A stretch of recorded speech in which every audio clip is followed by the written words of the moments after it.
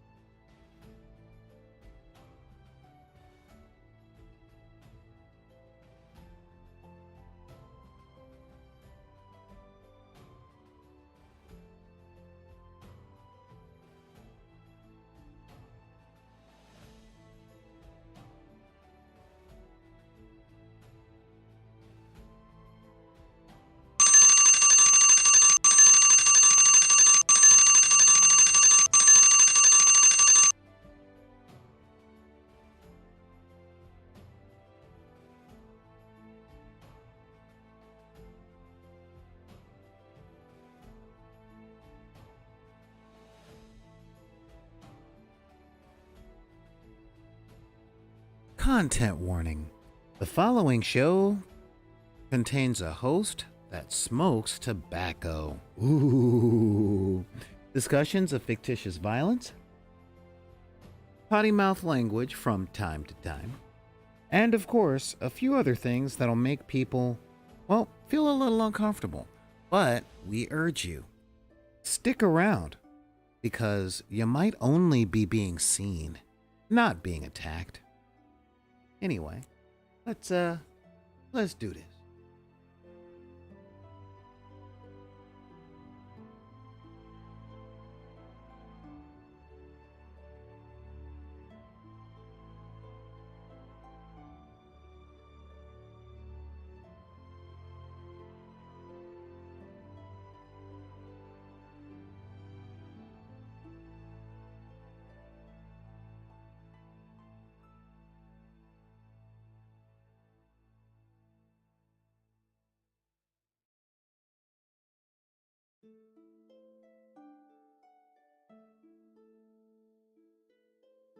Hey everyone, how you doing out there? What's the word? What is the word?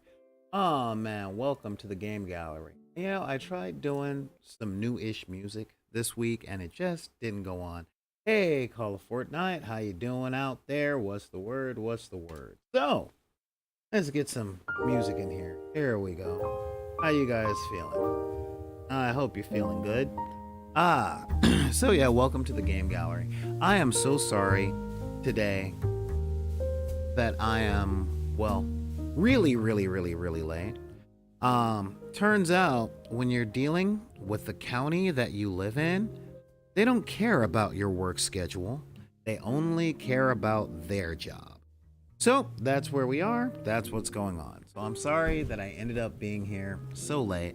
But now that we're here, I wanted to talk about something because yeah, it does suck. It sucks a whole lot. But what are you going to do? You know, life moves at the speed of Congress. Or should I say, imagine incompetence at its height. Now, imagine Congress. Oops, I repeat myself. Anyway, welcome to the game gallery, and this is another one. Now, normally on the dark side of the room, we talk about a couple of things, but we've been talking about a lot of big and heavy concepts. You know, a whole lot of them, and I wanted to continue that. Oh wait, I'm sorry. You guys thought I was going to be a little different, huh? Well, guess what? You must be new to the channel, because no, that's not what's happening. Now, what is going on today? My lovely deckers, my people, because I do love you guys. I really do. I found myself in, I guess you can say, discussion with a couple of people about a few things, about games, about life, you know, even about my ex-girlfriend Lisa, who was tearing me apart. And there were a couple of things that came up. You see, in my day-to-day, in the life that I live as, you know, a decker, I guess you can say like one of the prime deckers, you know. I teach games, I play games. I don't know if y'all noticed, but I love playing stuff. I love playing games, I love storytelling, I just love a lot of things. You know. But I was recently diagnosed with a couple of things, and that's a little weird. Not unrepairable things. You know, it's no emergency. Don't worry about it. You know, it really is just a matter of a few things that need to be fixed. All right. And part of my journey in doing this and playing games and loving games as much as I do, I come across a lot of different people. And when I say a lot of different people, I mean a lot of different people, all right? I come across folks from so many walks of life. It's just, It is empowering on a lot of different levels. Okay. Primarily because I love the idea. I love the idea and our practice of knowing, and I mean really, really knowing that there's a lot we have in common with each other. We love playing games, right? Um, and that is really important to me. It's something that, well, I've dedicated my life to. And I've done, God, dozens of videos at this point. Why? Why does it mean so much to me? And the answer is this: the world is big. It is big. It is huge. There's a lot to it that we know and don't know and understand and don't understand in a lot of cases, but there's a lot to it, man. There's a whole lot. And I will say that with the world as it is, there's so much to learn and so much overwhelming. Hey, got another person over here in the chat. What's going on, Jenna Wren? I'm gonna say Miss Jenna Wren because I'm assuming pronouns, and correct me if I'm wrong. Now, there's a lot of stuff that goes along with playing games. And I'm putting it out there for you guys right now. My favorite thing in the world, believe it or not, isn't games. Okay, my number one over the top, you had me at hello thing to do in this world is learning. Okay, I love learning stuff. I love gathering up new skills and sometimes meeting new people, but always I like ending the day knowing a little something that I didn't when I woke up in the morning. I'm a big fan of that. Now, I really am. And so, that being the case, I guess you can say the underlying tone, as it were. I make a really good cup of coffee. I'm not even going to say if I do say so myself, because I do. I make a very good cup of coffee. I enjoy drinking the coffee that I make. Anyway, but I find myself in discussions with a lot of people about games, specifically games, but a lot of times a lot of other things.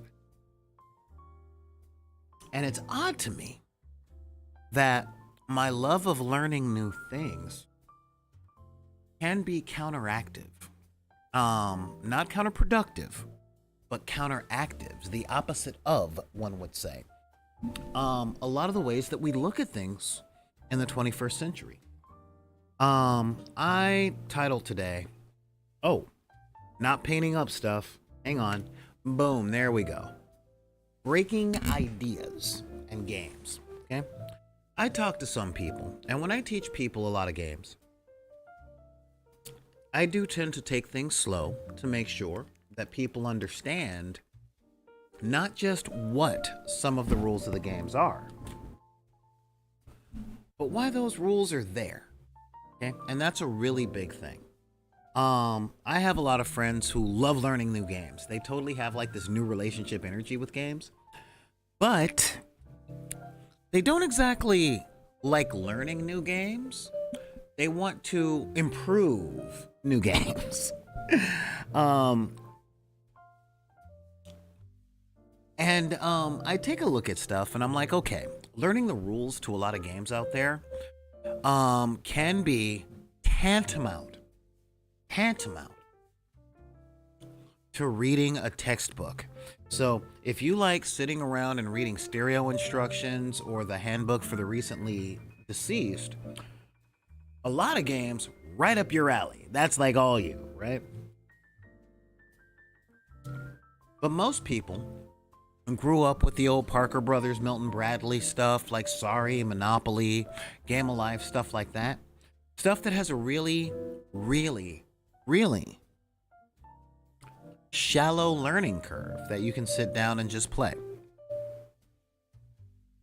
And when I sit a lot of people down to teach them games, even the simpler of the games that are out there, like say Dungeons and Dragons 5th edition, one page rules versus 40k, you know, games like Magic the Gathering, I find a lot of people, and I mean a lot of people, do this thing that I see eliminates their fun. And that particular thing tends to come down to a phrase that I hear a lot, which is Dark Tower and Hero Quest. Wow, look at you coming on. Decker Bloodclaw, what's going on, man? It has been a while. Yeah, we gotta hook up. We seriously gotta hook up. So yeah. So when I sit down people down to teach them how to play games, I talk a lot on the show about how some folks rush to mastery a lot sooner, or should I say want to rush to mastery before they understand stuff. Today I'm going to talk about the opposite end of that spectrum with games and other things. On the habit that a lot of folks have. We used to call these people power gamers or min-maxers when I was younger, but those phrases don't exactly describe this particular condition, okay? And this is people who learn the rules of the game,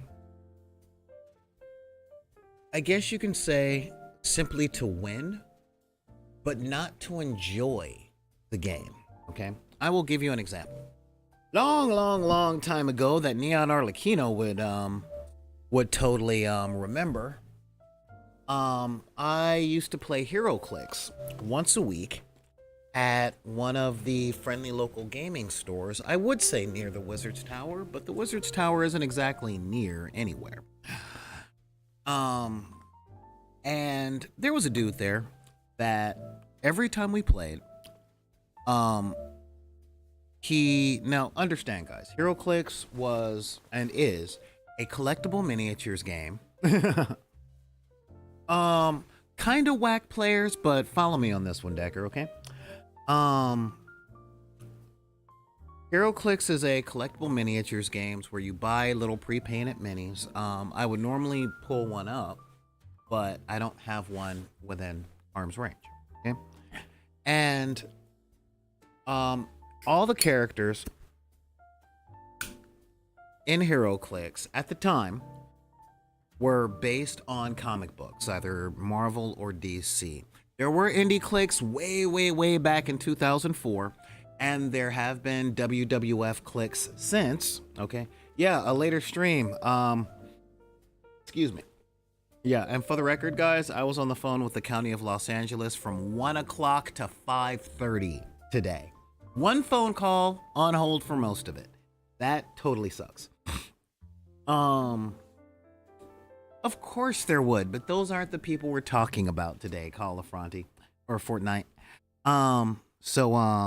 Yeah, as I was saying, so the game was fun to play on its own mechanics.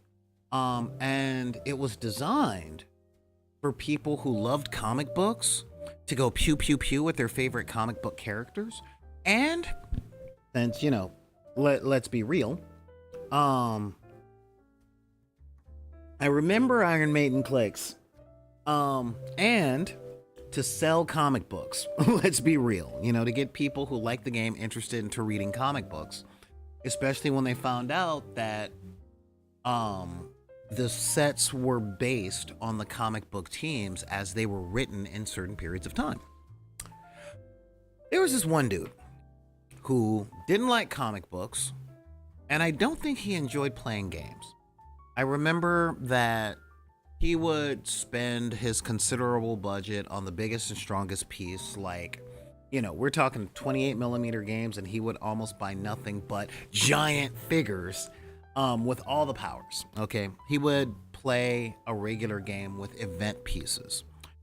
And I heard him talking to one of the other players, and he's like, dude, it's not about character or all that other stuff. It's just numbers. It's just about the numbers. That's all.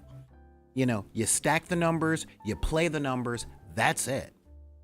And I wondered, does he even like playing games? And over the years, because this was about 10, 15 years ago, I've met a lot of players that play games, but I don't think that they enjoy the game. Yes, he does like math. And I enjoy math.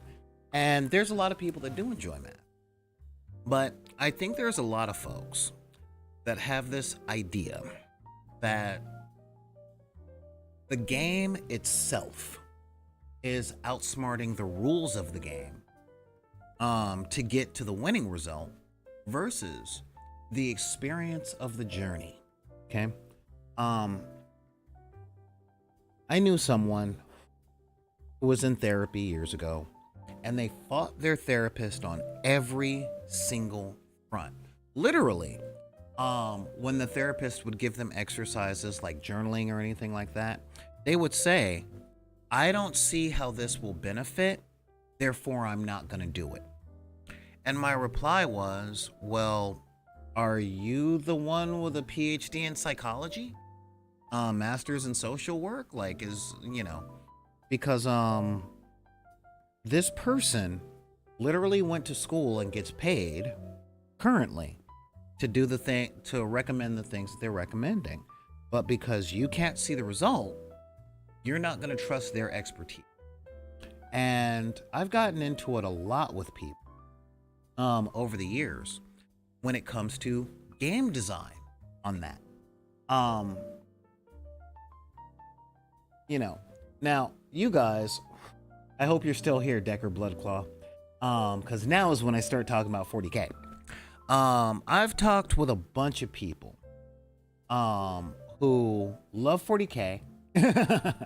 Yes, Math Hammer is a thing. In truth, I don't play 40K, but I talk to a lot of 40K players. I play Grimdark Future from Onepagerules, which is like 40K 3rd edition. And I like playing Dice Hammer. That's one of my favorite things to do. Specifically because I get a kick when I roll 36 dice and I manage to damage a model one time.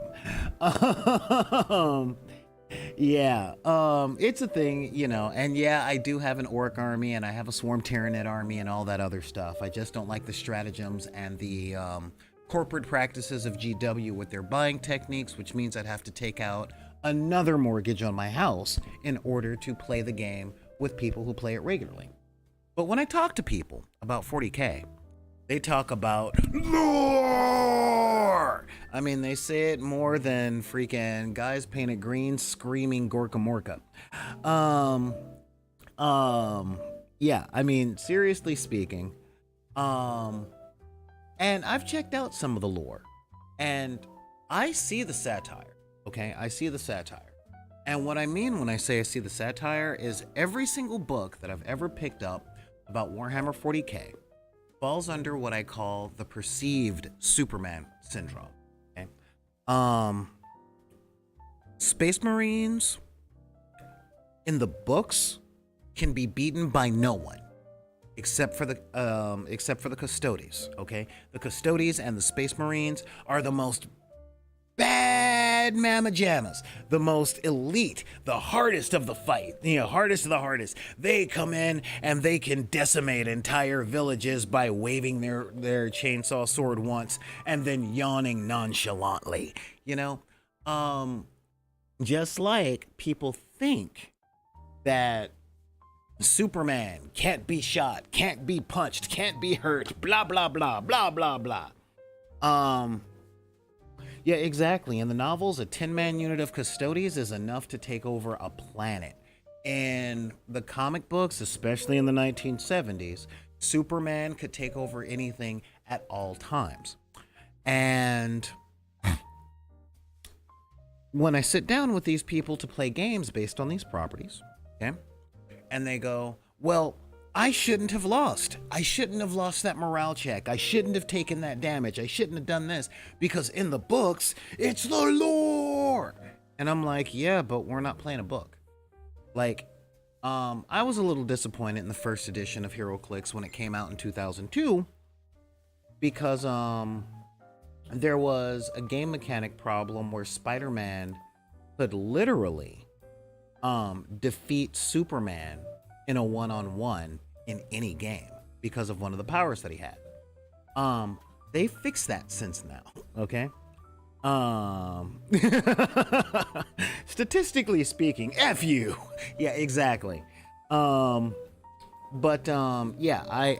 they fixed that because it felt better. But there is a feeling, and there is also balance of game mechanics, okay?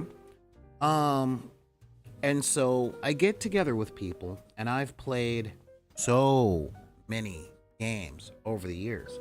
I've been in LARPs, after LARP, after LARP, where people just wanted to make sure that their character was the most powerful and could get through every single situation the GM threw at it.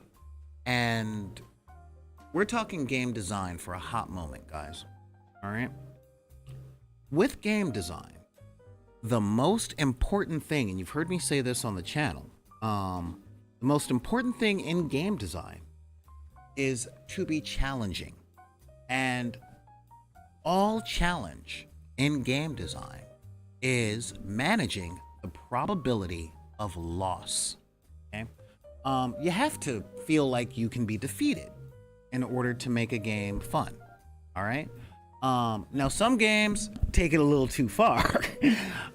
With that, you can play 1,000 games, but that 1,000th and first game where you actually win, yeah, you know, yeah, the tournament players and the lore players. I keep saying lore because the worst faith 40K people I've heard speak about imagination to this imaginary world always falls back on lore, you know. So it's a thing. Again, I'm from way back in the day of Rogue Trader, then I hopped off and all that other stuff. Yes, tournament players will optimize their lists, whether or not they're playing in tournament. But there are a lot of players out there, or a lot of people who play games, but they don't play the game. They will spend table time breaking the game. Okay? Whether it is a competitive game or a co-op game. They're all about reducing the game to the most simple components and overlooking a lot of other things. You know, I was able to teach someone who's generally not a gamer how to play 3 different miniatures games. Okay, I taught them Grimdark Future, Carnivale, and HeroClix. Okay, and they said, and I quote, "Yeah, they're no different from each other. You've got your little players; they have their little numbers, they do their little thing, and you make you use the numbers to make them do what they're supposed to do on the board, and then it's game over." And I'm like, "Well, yeah, that is the game on a white piece of paper, but there's also art design, theme, you know, plot.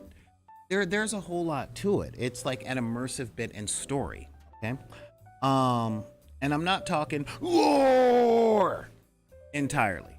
I am talking setting, art design, and stuff like that. When it comes down to it, guys, Warhammer 40K is a really big dressed up dice game. But guess what? It's a cool dressed up dice game. You know, its dressing is on point, okay? That 40K, as far as a dice game goes, has got the drip. Its shoe game is on point, all that other stuff. Sort of. I like alternating attack games. But still, well put together. War Machine, glorified dice game. You know, my dice, your dice, who wins? Bah! You know? But if things were that simplistic, if it came down to just numbers, then would there be different sculpts and molds for miniatures games? You know, when I sit down and talk to people about tabletop role-playing games, right? When I tell them, look, I'm running a game, it's immersive, there's story involved. You're not obligated to do a singular thing, but there are things like your objective, okay? And if those objectives are not met, the world will move on as though those objectives have not been met. And let's see, cut out the middleman and play dungeon dice, maybe. Some, you know. But yeah, so when it comes down to stuff like that, they'll sit down with me and they'll get paralyzed by choice. Like, well, can I do this? Can I do this? Can I do this? And there's a common theme that I see, especially amongst people who play games, that were born after 1984 and 85. And I want to bring this up because I was alive then. I was cognizant then. And I've watched the world change since then. Okay? At least I've watched the United States change. And in the United States, at every single turn, we have chipped away at the concept of enjoyment of a thing at every single turn. Okay? Like I said, I do painting and stuff on this channel, and there are some folks that look at the stuff that I paint and they want to talk about how it can be better. Okay? And this is a thing, this push to constant improvement. Maximum efficiency, not whack, okay, not when it all costs yet, but more meta. All right, everything has been turned into efficiency, and I'm not just talking about in gaming, but at work, in your travel. You know, I'm gonna be old man yells at cloud here for a minute. When I was young, we would go to the grocery store and get our groceries for the week. And while we were there, we would run into somebody from the neighborhood and talk to them about what's going on in their life. Now, DoorDash, get that delivered. You know, are you gonna go to the mall and hang out and look around and maybe do some window shopping? Amazon. Just everything is seriously being stripped down for efficiency, numbers, all that stuff. Now, I could talk about capitalism and all that right now, but that's for our meeting tomorrow night down by the docks. 714, you know, Pier 17A.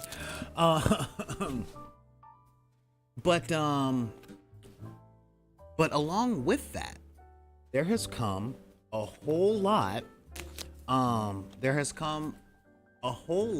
of pressure and obligation. Okay?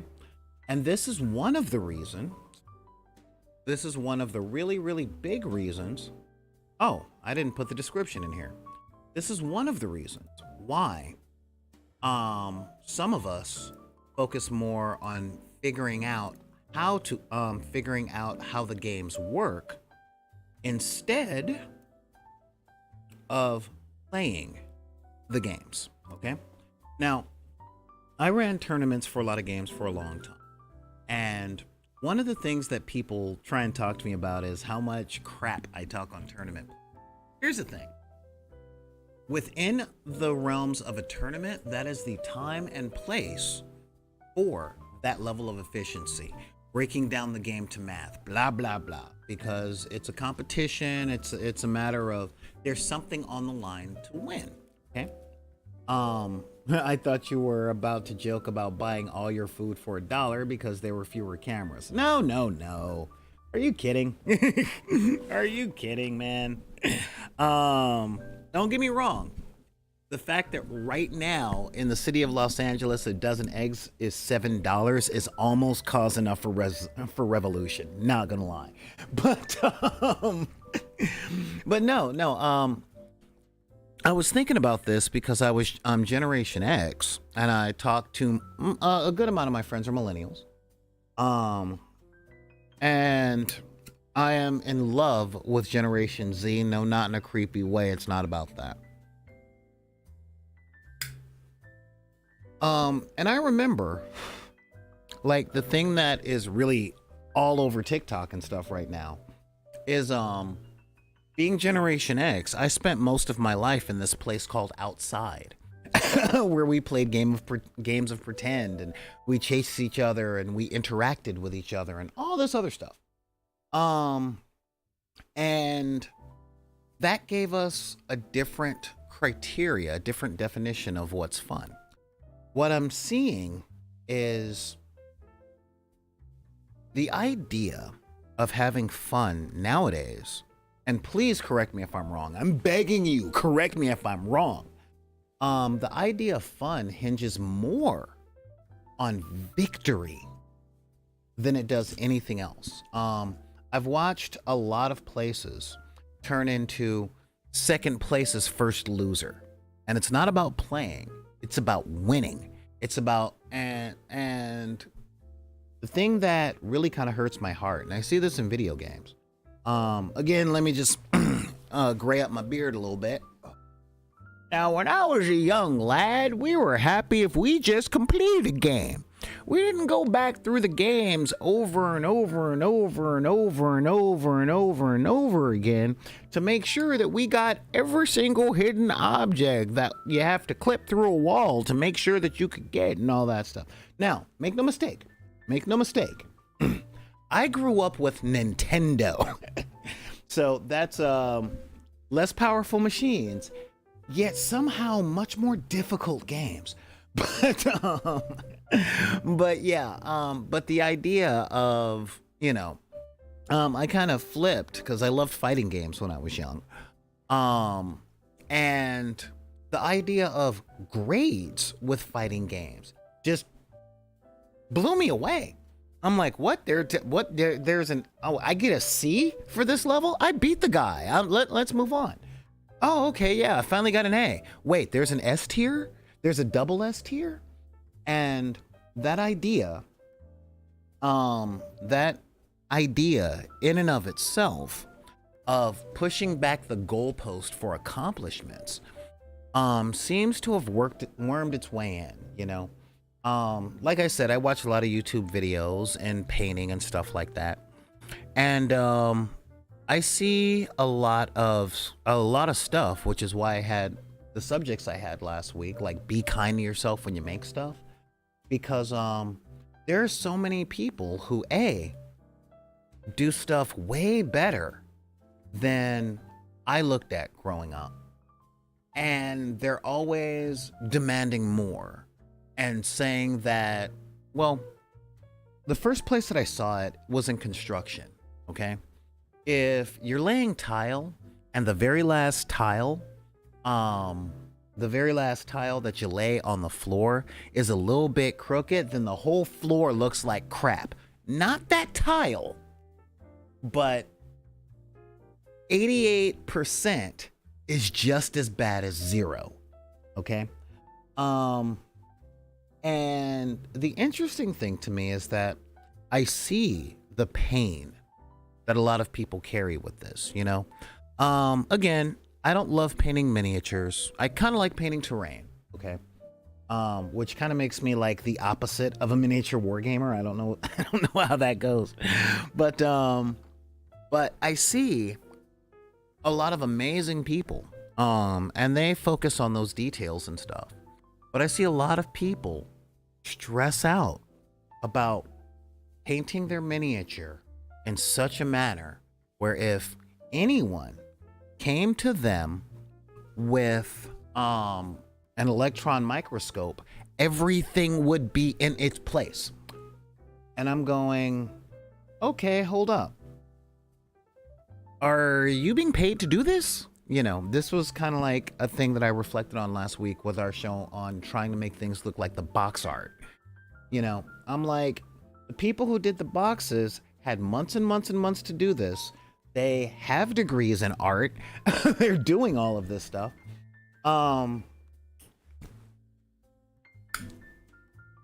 Just like the music that you listen to was done over and over and over again in hundreds of takes, with engineers making sure they get the sound just right, using hearing and seeing muscles that most of us have never exercised.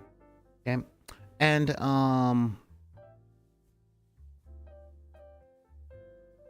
this has seemed to set a standard for people, especially people that were born after 1988.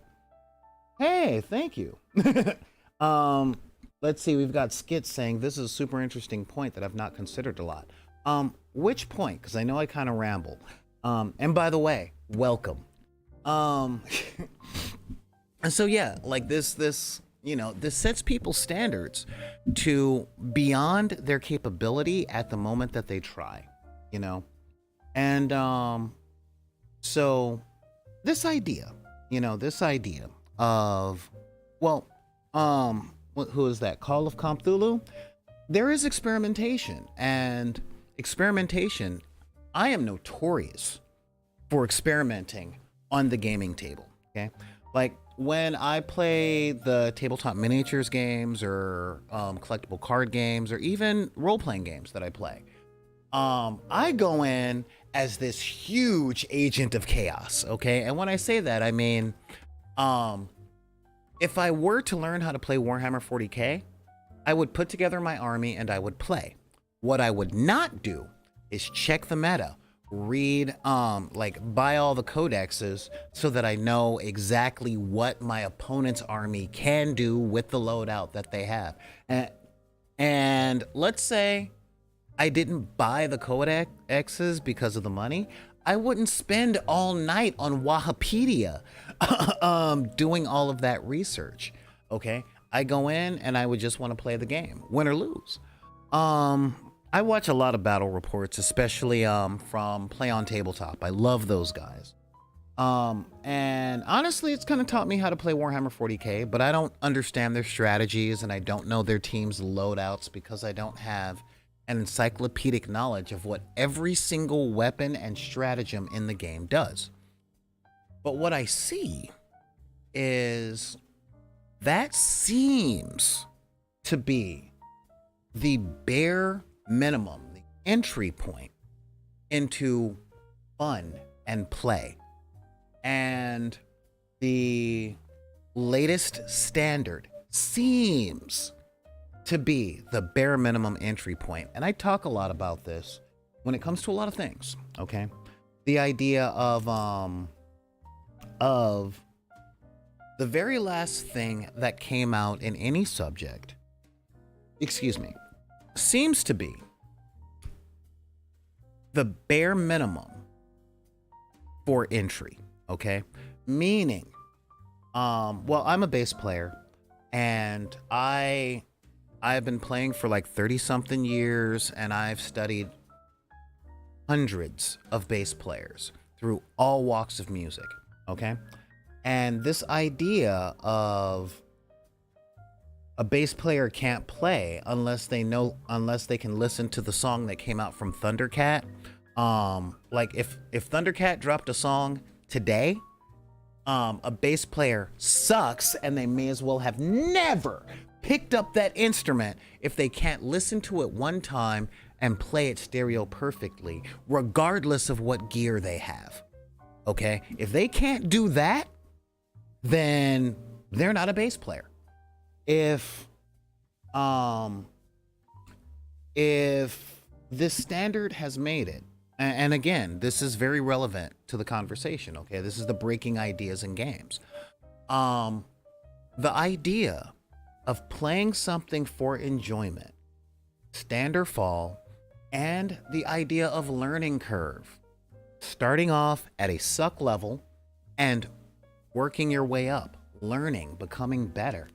That seems to be something that doesn't seem to be allowed anymore. Okay. I've complained and whinged about this many times on the channel, because I've been doing this for a very long time. And I finally look decent, okay? But I've gone through, you know, for those of you guys that are new, I started these podcasts and these channels with a microphone from Guitar Hero and a Linux computer. That's all I had. Hey, what's going on, Static Cat? And over the years, like now I'm on a 4K camera and I've got like a really decent computer system that's not going to fall out this time because I had to replace the power supply and I did. Okay. Uh, but yeah, but just things like that, like, oh, the power supply is dying and I have to diagnose that. But the idea of, well, if you're on Twitch, you have to have an entire production team behind you and a minimum of $3,000 budget for every cast you put on. I'm just kind of going, yo, guys, where are you coming up with these standards? You know? And a lot of the standards come up on the gaming table many times. Okay? Many times. With those ideas. Okay? This idea, let's see here. Experiment. Yeah. So what I see when it comes to breaking games, breaking ideas, just breaking ideas and ideals is this overall pressure to have everything perfect and to expect perfection from everybody that you talk to. And that, my friends, my dear, dear friends, is a recipe for, I'm not going to say guaranteed, but the probability is through the roof of unhappiness. Okay? I'm not gonna lie. Oh, well, let's see. Perfection is a byproduct of enjoying the journey. Sometimes it is. In all honesty, I don't believe in perfection, but that level of mastery that I think you're implying or hinting to can sometimes be a byproduct of enjoyment. But it is most definitely a byproduct of dedication, work, practice. Okay. And that's truth. Talk to a gymnast. One of the best, if not the best, basketball player in the history of the game, Michael Jordan. No, I'm not saying LeBron James. This is not that kind of channel, and I don't want any of this smoke. Okay, just anyway. He was practicing his jump shots and his dribbles every day, 7 days a week, starting at 4:30 a.m. At 4:30 a.m., he was in the gym on the court doing that.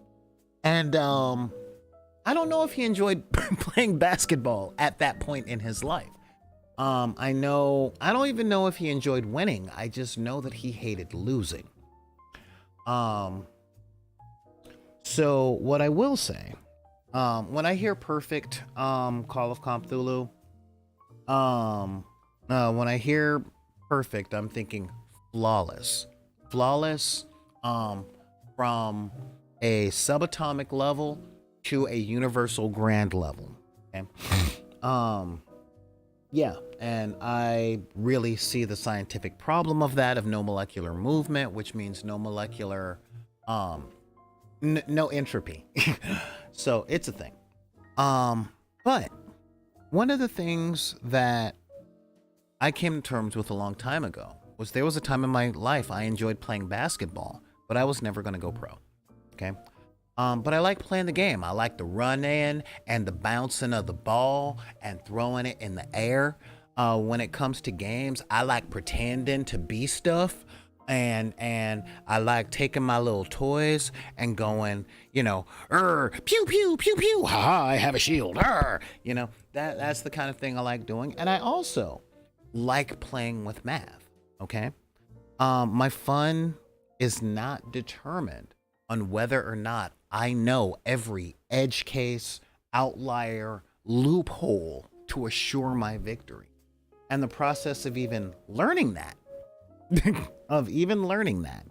learning those things, seems like too much work to do, in my opinion. For me, it's too much work for me to do for a hobby. Okay. But there's a lot of folks that are just incapable of breaking out of this mindset of, if I don't master this in every single loophole from the beginning, I'm no good. But once I do, it's boring. Okay? And I see this when it comes to stories. Like, I see people going, well, the movie was good, but I could guess the ending. Okay, and how can I put this? Um, I don't know very many people who dislike the movie Titanic. Okay, most people go Titanic. Yeah, that was a good flick. Yeah, guess what? When it came out, everybody who saw the movie was pretty sure the boat was going to sink at the end. uh, so knowing the ending, knowing how the thing works, um, this is just, it's something I don't quite understand. How knowing the inner workings of something can make something not fun. Again, I like I've never seen a lot of I've never played, well, there's a lot of games I haven't played. Many that I have. Okay, many that I have. Um I watch more games than I can play. Okay, yeah, that's cool. We have two different definitions of the word. Yeah, perfect and the best. We've talked about the best on the show. Um, by definition, the best means that there is no better anywhere ever. Okay. And that requires testing everyone that's alive everywhere. And I'm not willing to go to Nepal to see if someone can play Magic the Gathering better than I can. Because they can. Um, so yeah, this is definitely one of those things that I wanted to talk to you guys about, because when you strip something down to its basic thing, that reduces a good amount of it. You eliminate a whole bunch of different things and flavors and experiences. A great game is a lot like a great meal. Okay, the right amount of salt, right amount of pepper, right amount of other spices, some herbs in there. Different ratios of bitter and sweet and spicy, all those things. And to say, well, dude, it's a steak and it's potatoes, you know? And that's it. It's no different from any other steak and potatoes.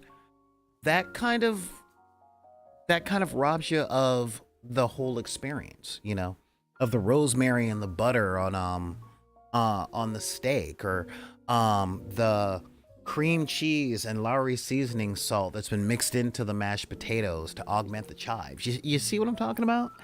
And I understand that I grew up in a time, being Generation X, but a junior Generation X. I got the question, what do you mean you don't know, a lot. I was held to a standard of, if I didn't know, then I was scum. Okay? But here's the thing. That's a false standard. It is a super duper false standard, guys. And if you were held to it, i.e., if you were born by the time I was in junior high and high school, which was, mid 80s, mid to late 80s, if you were held to this standard, it's just not true. Okay? I'm a big proponent of people doing the best that they can when they want to do the best that they can. But when it comes to our hobbies and the things that we enjoy in life, if we are truly doing the things that we enjoy for enjoyment's sake, I say go for it. Absolutely go for it. But the idea of, I don't enjoy this, but if I don't do it, I'm useless. That's not a great place to be here. It's not a good place to be here. And I wouldn't recommend it for any of you guys out there, I see fun. I see joy, that moment at the gaming table where someone rolls a natural 20 exactly when they needed it to save the party, and the whole table does the oh moment, or that moment where someone rolls that natural one and the result is just hilarious. Those are great moments, and they are part of the experience of playing.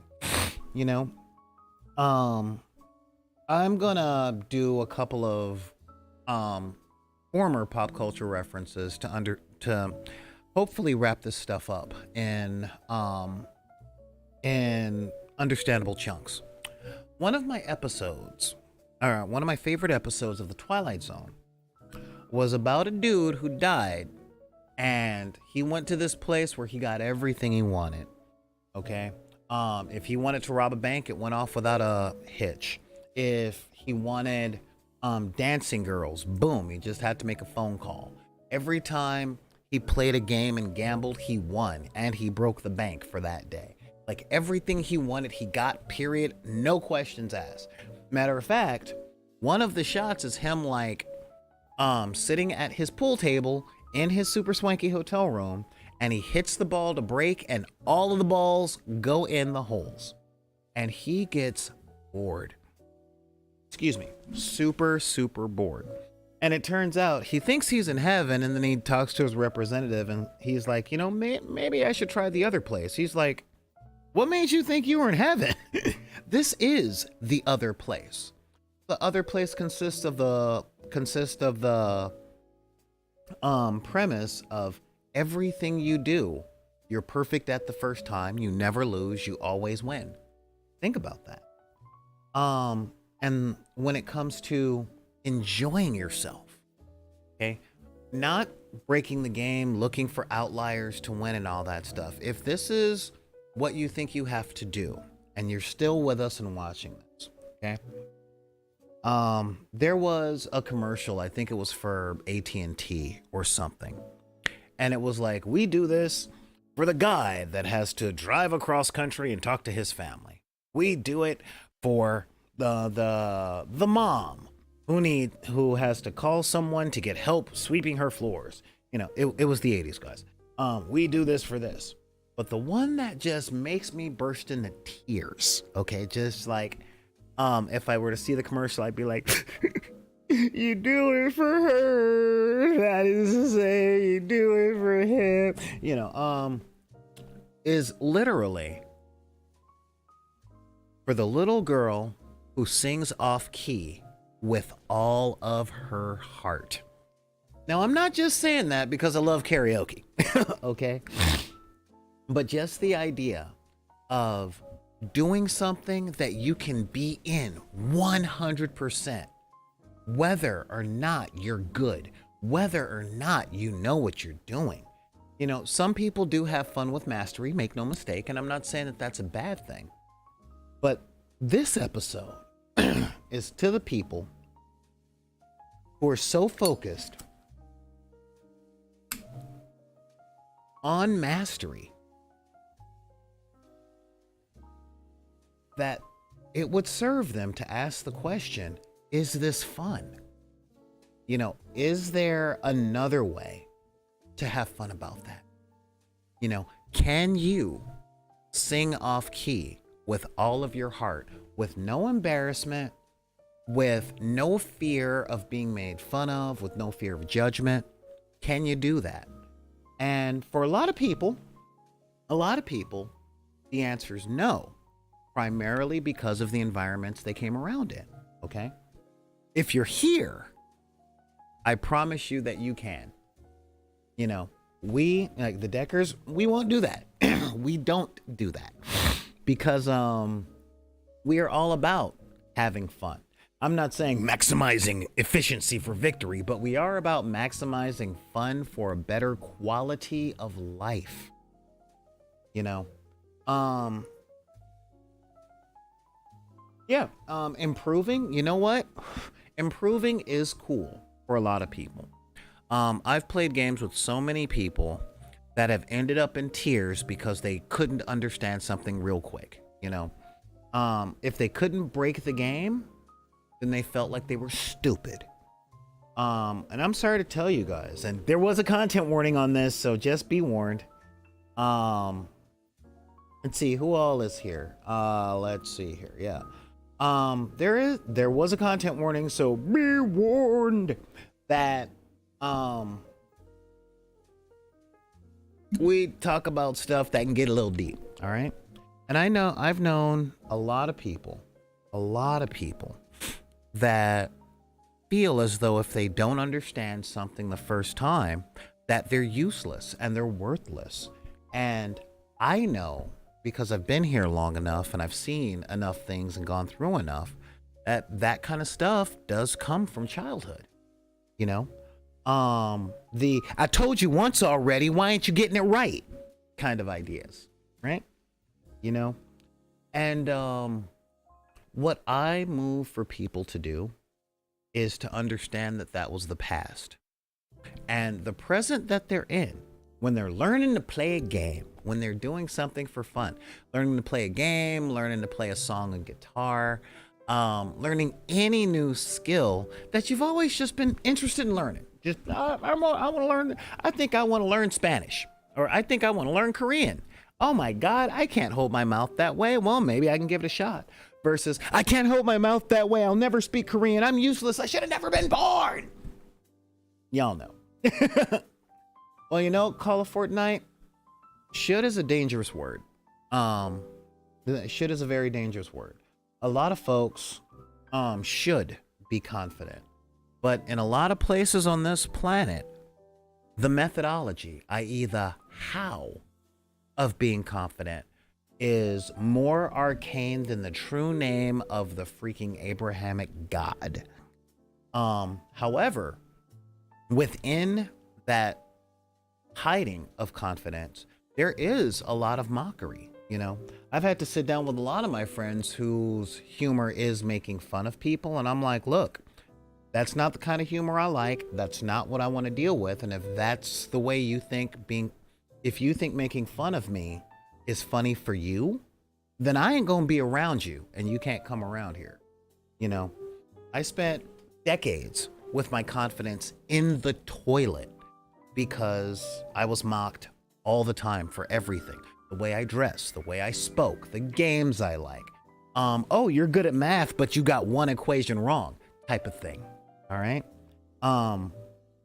And I saw a great thing on my TikTok, of a girl saying sticks and stones may break my bones, but words, they hurt deeply, because words said enough become beliefs.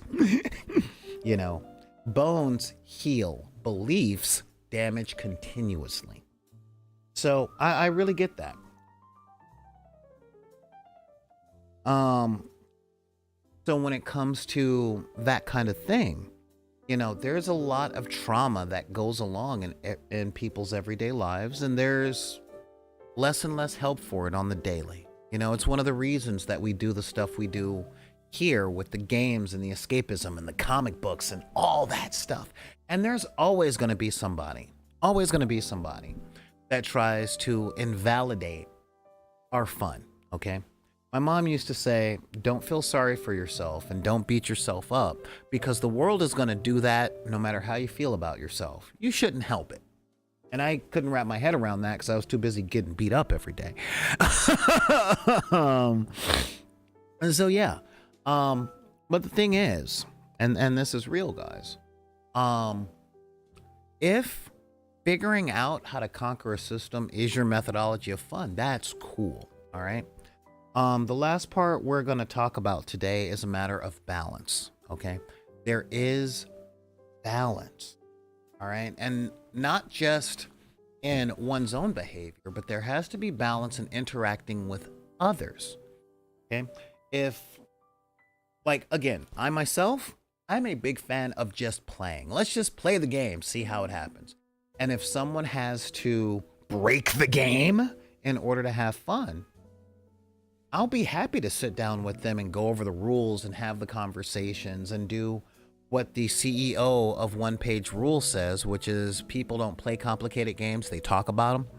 I'll be happy to talk about that stuff. Like, there's very much give and take, all right?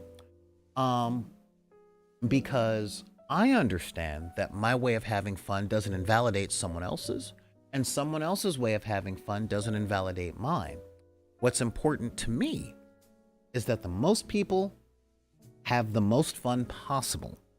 Okay? So that is the thing. If people don't have, well, they're okay. You two are going off in the comments. People don't have that balance. Can it make people not want to play games? Quite honestly, Call of Fortnite, that's why I'm doing this. That's why I wrote this episode for today. because I've seen people not want to play games at all, you know, because that balance is off. Okay, I've seen people who they only have access to people who first break games and then rub noses in it. And it's like, why would I want to play that game if that's who I can play with? I'm like, you can play with me. Yeah, but they did it so often that I don't even want to play. Like, the whole concept of playing games becomes a trigger point. Okay. And real talk, you know, I'm not going to say I haven't redesigned games or tried to come up with rules. I actually posted my entire, what was it? I posted an entire sheet of 5e damage effects, okay? Like making electric damage do something standardly across the board. Fire damage do something standard across the board as an experience to spice up some D&D gameplay. I like what I did. Some people don't, and that's fine one way or another. I'm cool. But yeah. But what I do have to say is playing D&D as written was not unfun. All right? I wasn't incapable of playing D&D until I broke it. And a lot of people who taught me how to play D&D, they do break games. I don't think they actually enjoy any games I've seen them play unless they were playing on a level where everyone around them knew all of the loopholes and outlying rules and all the special rules that were put up on an errata 15 minutes ago, but you can only access it if you have a specific phone with a specific plan and you're standing on one foot on top of an obsidian boulder. I think that's the only time I've ever seen them enjoy stuff, you know, in the level that I understand what enjoyment is. Okay? So my challenge for you guys is to really think about what makes playing fun for you. Okay, what does make playing fun for you? Is it winning? And I don't mean just, okay, because I hate that word nowadays. It's not just winning or just breaking the game. I'm asking, what is the thing that you cannot do without in order to have fun? Okay? What's the biggest deal breaker? You know, my big deal breaker is enjoyment. Okay, if the person that I'm playing with doesn't seem like they're enjoying what we're doing, I tend to try and find out why and what I can do to fix that. And again, I play with a lot of new players that have like analysis paralysis, and they're concerned about doing something wrong and they don't want to do something wrong, and you know, that kind of thing. So yeah, spending time with friends and enjoying it is definitely one thing.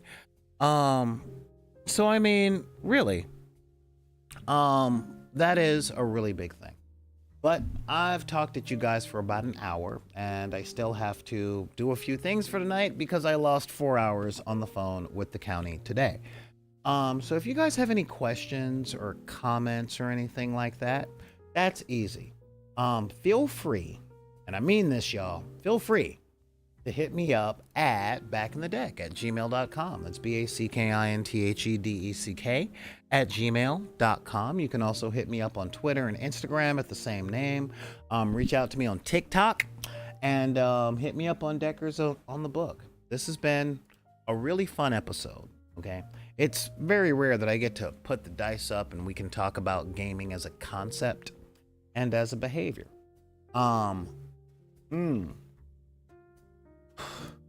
I guess I'll end this episode by answering a question, which is, yes, Call of Fortnite.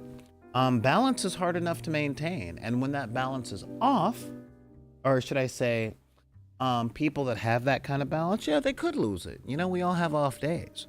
But really understanding those balances help us to getting back to there so that we can start enjoying the things that we do.